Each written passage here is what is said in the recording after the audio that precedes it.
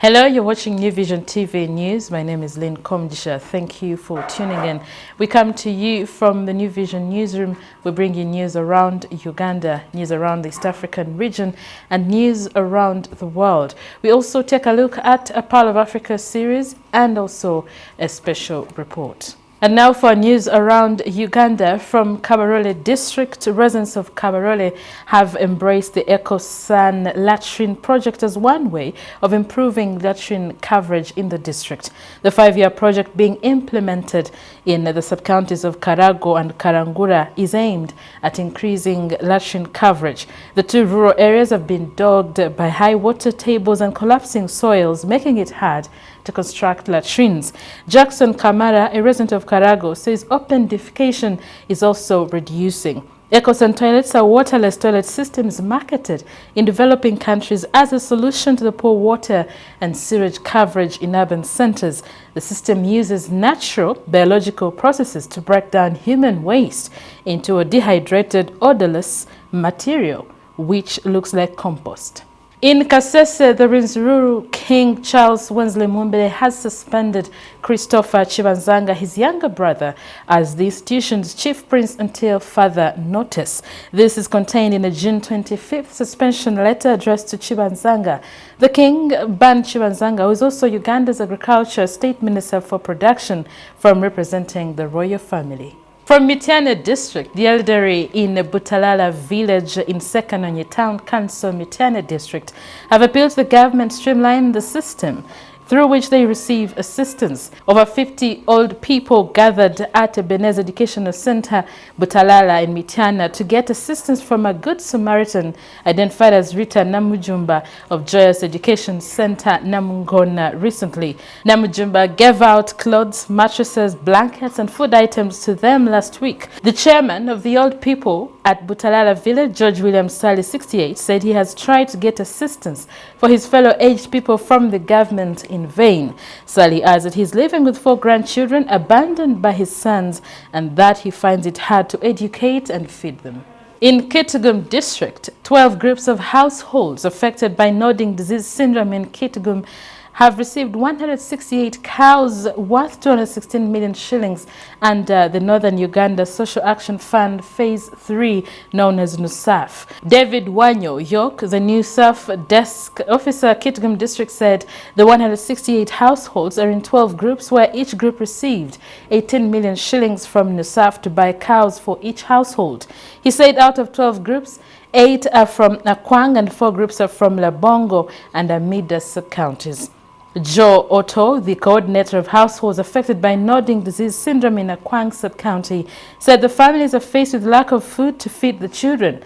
He said the families lack food because most parents of the children affected by the disease do not practice farming because they are busy taking care of the children for fear that they may wander off into fire, bushes, and water bodies. In Maracha district, various councillors from the 8 sub-counties of Maracha on Monday stormed the offices of the Chief Administrative Office and Local Council 5, demanding payment of their wages. The 130 affected councillors stormed the offices, wondering why their ex-gratia for the financial year 2018-2019 has not been paid. This money amounts to 28.8 million shillings. Each of the 130 councillors is expected to get 240,000 shillings.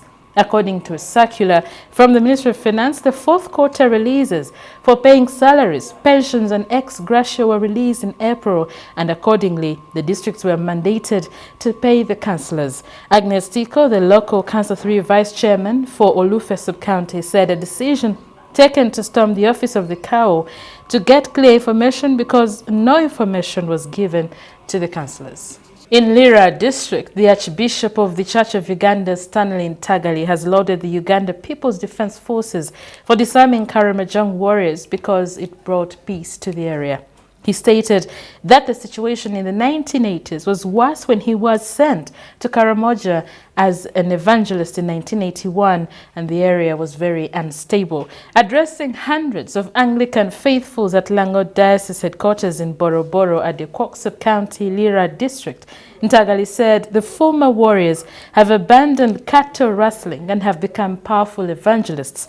Ntagali was on Sunday bidding farewell to the Anglican faithfuls after he toured West Lango Diocese. The UPDF, according to President Yoweri Museveni, in 2015, while addressing residents of Alebutong district, recovered 40,000 guns from the Karamojong when the government launched a forceful disarmament program in the sub-region.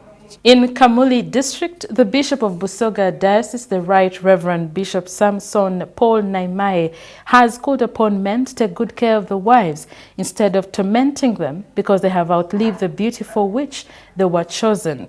While officiating as chief guest during the Kamuli Archdeaconry Mary's Day celebrations held at St. Peter's Church, Mirumba in Kamuli district Saturday, Naimaye observed that when a woman declines to yield to a man's proposal, men tend to think there's something wrong with them.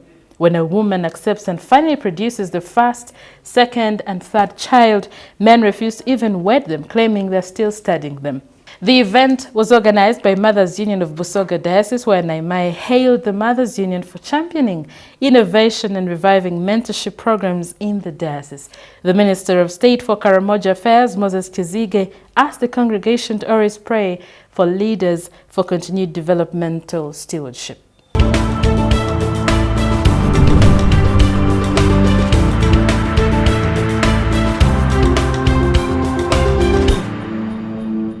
Moving on to news around the East African region. From Kenya, as final preparations were being made for the burial of Robert Collymore, the late and former Safaricom Chief Executive Officer, the telecom giant appointed Michael Joseph to replace him temporarily. Joseph is not new to Safaricom. He was CEO from 2000 until 2010 when he retired and Collymore was appointed his successor. Joseph bounces back as acting CEO. Yesterday, Kenyans awoke to the shocking news of the death of Collymore, who succumbed to myeloid leukemia that he has been battling for some time. Collymore was laid to rest today at a private burial ceremony. He will be remembered for building Safaricom into a leading telecom in the country. From Burundi, during celebrations marking the 57th independence anniversary yesterday, Burundi renamed some national structures. The national stadium, previously named Louise Rwagasore, is now Heroes Stadium. Rwagasore was a Tutsi who was a royal prince who campaigned for independence. He became prime minister but was killed shortly before independence. Also renamed is Bujumbura International Airport. It is now Machaya Ndadaye International Airport, named after the country's first democratically elected president. Ndadaye, an ethnic Hutu, was assassinated 3 months in office by a Tutsi-dominated army. The 3rd September Street becomes Lieutenant General Adolf Shimirimana, an ally of President Pierre Nkurunziza, who was killed in 2015. The general was Nkurunziza's right-hand man. 3rd September Street was in memory of the day that Pierre Buyoya, a Tutsi who captured power in a military coup in 1987. It is clear the renaming has some political intentions, with Tutsi names erased. President Nkurunziza is a Hutu. From South Sudan, investigations into the oil sales have revealed 3 consignments went missing under the watch of former Minister of Petroleum Minister Ezekiel Lol Gatworth, according to an anonymous source speaking to South Sudan news agency. The source further revealed 3 other high-ranking officials in the petroleum ministry had a hand in the missing oil shipments. Now, recently, President Salva Kiir sacked the oil minister and ordered a probe into pre-sales of crude oil. Gatworth is not allowed to travel in and out of the country until the probe is complete. The probe committee, headed by the National Minister of Cabinet Affairs, Martin Elia Lomulo, is expected to complete its job next week. Now in Rwanda, a Rwandan man has been sentenced to 8 years in prison in the US for immigration fraud and perjury after hiding the fact that he was involved in the 1994 genocide. Jean-Leonard Teganya, 47, was convicted and sentenced for the most serious form of immigration fraud, lying about his status as a war criminal to win asylum in the United States, according to U.S. Attorney Andrew E. Lelling in a statement issued by the Department of Justice.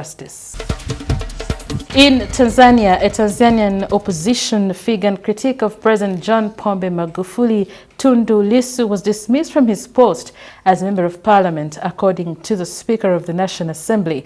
Lissu was seriously wounded in a gun attack in 2017. After being treated in Kenya, he was moved to Belgium for further management. His Chadema party claims the attack was politically motivated.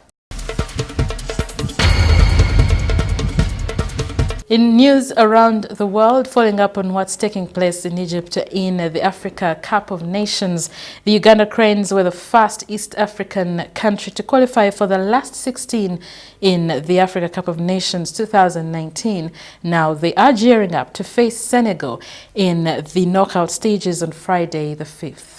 In the game on Sunday, where the Cranes needed to be more efficient and went down to the hosts Egypt 2-0 in the Uganda Ultimate Group A game, where the measure of character meant much more than the implications of the result.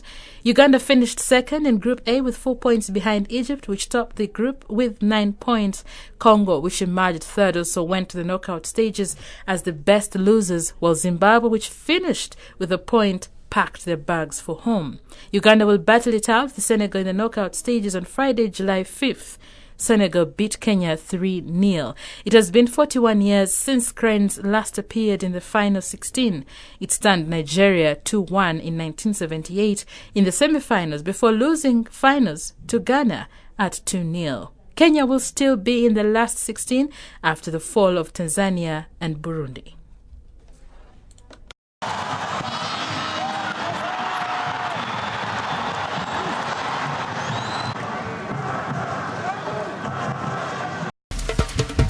In Nigeria, authorities from Nigeria's commercial hub Lagos say 15 bodies have so far been recovered from the scene of a boat accident that happened on Saturday.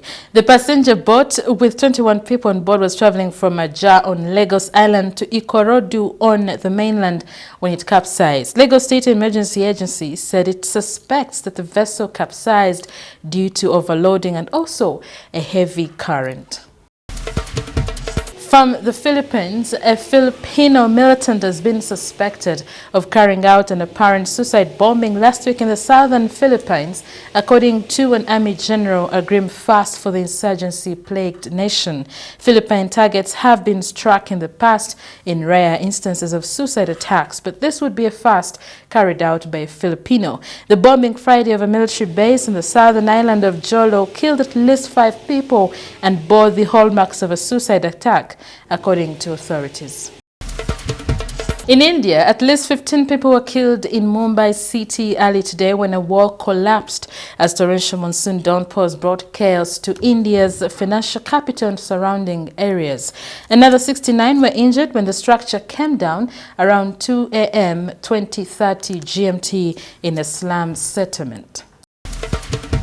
News from Australia. Australian police Tuesday arrested 3 men accused of links to Islamic State group over an alleged plot to attack police stations, embassies and defense facilities in central Sydney. The men aged 20, 23 and 30 were interested in raids in the city suburbs after their online activities raised suspicion. 2 of them will face charges of being members of a terrorist organization and of preparations to carry out terror attacks. We now take a quick break and return with news in business.